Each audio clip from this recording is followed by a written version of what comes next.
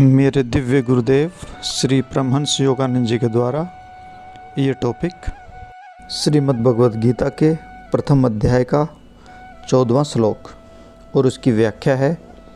इसके उपरांत श्वेत अश्वों से युक्त महारथ में बैठे हुए माधव श्री कृष्ण और पांडव यानी कि अर्जुन ने भी श्रेष्ठ रूप से अपने दिव्य शंख नाद किए। यहाँ पर क्या मतलब है? जब गहरे ध्यान में अहंकार श्वास को अशांत करता है, आत्मा सूक्ष्म स्पंदनों की श्रृंखला की ध्वनियों के द्वारा और आंतरिक दृष्टि को प्रकाश युक्त करते हुए निरंतर प्रयास कर रहे भक्त में अंतर्ज्ञानात्मक चेतना को पुनर्जीवित करने का पुनः प्रयास करती है।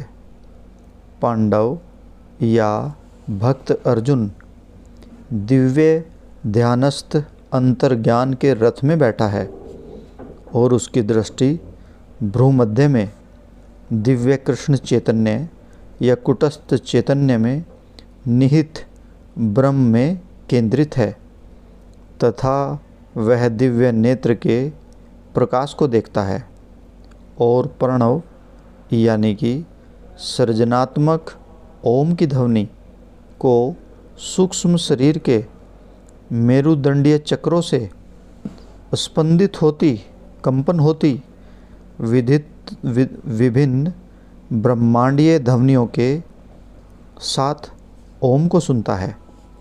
सर्वप्रथम भीतर सुनने के प्रयास में भक्त केवल श्वास, हृदय, रक्त संचालन आदि की स्थूल ध्वनियों को ही सुनता है तथा संभवतः इसके पीछे सूक्ष्म स्पंदनात्मक ध्वनियों को भी, जो उसे भौतिक जगत में वापस लाने के लिए तैयार रहती हैं।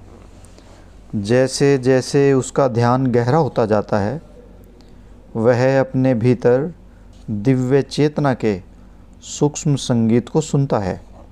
यदि उसकी एकाग्रता स्थिर रहती है तो वह दिव्य नेत्र अर्थात आत्मा के अंतर्ज्ञान युक्त सब कुछ देखने वाले नेत्र के प्रकाश को भी देख सकता है।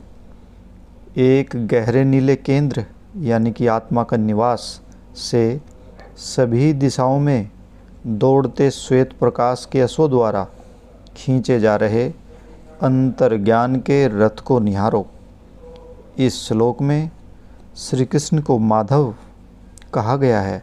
माँ का मतलब प्रकृति या मौलिक प्रकृति और धव माधव धव अर्थात पति।